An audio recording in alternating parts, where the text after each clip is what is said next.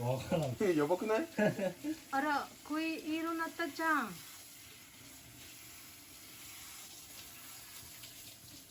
痛くねえどう？全然痛くないです。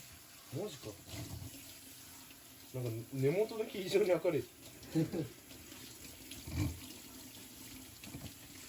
Kulay sila こ ng っちの方が落ちたかいな。 buhok guys, tatlo sila. Dito dyan, ito tayo ga. 根元ば色よりそれできたら。オレンジ？誰が？いや違う、全然違う。熱くね？いや、大丈夫です。 Okay lang daw, hindi mainit, sabi ng kaibigan ng anak ko. Ayan, tatlo yan sila eh. Yung isa kasi yun yung ang nag-aral ng ganyan. Pinto? いや、これが、シャドウブルーって、 Blue. これブルーなんですよ。 Blue ni Naruno? はい。 Dakara pinto, zero yun yaman. Pag white and pink pala ang ilalagay niyang cream na yan para sa hair cream, magiging shadow blue daw ang kulay. So, shadow blue ang ilalagay sa buhok. Yeah. Ito yung, siya talaga ang nag-aral, kaya nagpa-practice kasi siya, kasi may exam siya. I-examine sila niyan. Pag nakapasa, may level-level kasi bago magiging professional ka niyan at magkaroon ka na ng sarili mong business. Sarili daw niyang business magkaroon yan. Kaya pag nakapasa siya, magkaroon na siya ng sarili niyang salon. Ayan. So, dalawa ang kulayan niya, dalawang katao. Si Kiwi at yung isa pang kaibigan niya. So, ito sila, nagkakilala sila sa part-time ng Yakiniko, part-time job nila sa aking anak. Bale, yung anak ko ang leader, sila yung nasa baba. So, habang nag-aaral sila, mga part-time job lang ba, mga estudyante, kagaya ng anak ko. Kaya dyan sila nagkakilala. At dinala niya sa bahay, ayan yung dinala niya mga gamit niya. Kasi dito sila practice, pinapraktisan nila ang buhok ng aking anak at yung isa pang kaibigan. Nagdisturbo ako at tumawa yung kaibigan ng aking anak. Mukhang mabait siya guys. Sana lumago yung business niya to. Siguro itong taon na to ay graduate na siguro, nakapasa na, may sariling salon na siguro kasi ito kuha to ng ilang taon pa eh, estudyante pa yung anak ko. So, ngayon ko lang ma-upload bilang para makikita ng aking anak yung mga binata pa siya, yung mga ginagawa nila. Lalagay ko sa aking YouTube channel para memories na din. Habang buhay, hindi kasi siya nawawala yung video natin sa sa YouTube. Ewan ko lang kung tanggalin ni YouTube. Ayun lang. あんま髪乾かさんでいいかも。 どんな色キウイの髪の毛 あんま乾かない。ちゃった。これアニメの髪の毛よ。ほらみんな見て、髪の毛アニメ。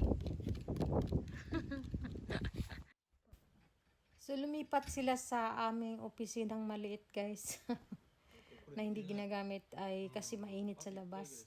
Ayan na, nag-uumpisa na sila. Nakikita nyo ang aking backyard. So, nakikita nyo yung aking backyard. Wala pa mga halaman masyado. Pangit pa siya tingnan kaysa ngayon. Dahil luma na po tong video na to. Ngayon lang siya gumalaw ang aking cellphone. Kasi lahat punong-puno na ng video kaya hindi siya gumagalaw. Hindi na nakikita yung mga naka-record na video sa sobrang dami. Yan po sila diba? Yan yung yung ng buhok, nagkulay. Diba? Practice nila para sa exam niya.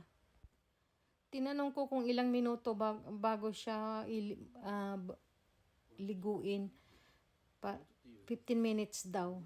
So, mag-ilib siya ng 50 minutes. Tapos, ayan, after yan, isa-shower niya. Ayan yung una nilang lagay na kulay. Diba, nakikis. Disturbo ako, nagtingin lang ako. Curious kasi ako. Ang galing nila, Ayan. Yan mga yung aking anak. Kaibigan niya. Nagdisturbo talaga ako. Sabi ko, yung aking kaibigan, yung customer ko guys, nagpakulay siya ng buhok, ako ang nagkulay. Napalpak naman, lutong-luto, kaya sinabi ko, in-explain ko sa kanya, yung anak ko. Ito Itong mama ko. Siguro sabi niya mama ko eh. Ang ingay. So, hindi na natin hahabain pa yung ating ano. Yan yung mga memories namin ng aking anak at mga kaibigan niya na pumupunta sa bahay. Yan po ang aking ginagawa. Nakikiasuso din. Nakikisali din ako. Kaya, thank you for watching guys. At sa mga gustong magsuporta sa aking YouTube channel, mag-comment lang po. Mag-iwan lang po ng bakas. After nyo mapanood ng full ang aking video, isama nyo na lang din yung aking mga isda dyan. Maraming salamat talaga sa inyong lahat. Yung mga hindi nagsawang sumusubaybay sa aking YouTube channel na minsan lang ako nag-upload dahil sobrang busy ang aking linya guys, dahil may trabaho ako at meron akong tindahan at meron pa din akong iba-ibang ginagawa. Ito yung mga ginamit niya powder bleach, ayan, tapos puro mamahalin yung gamit niya, no, si shadow, yung mga ganito, ang galing, no. So siguro yung anak ko tawa na, sabi disturbo tong mama ko dito eh.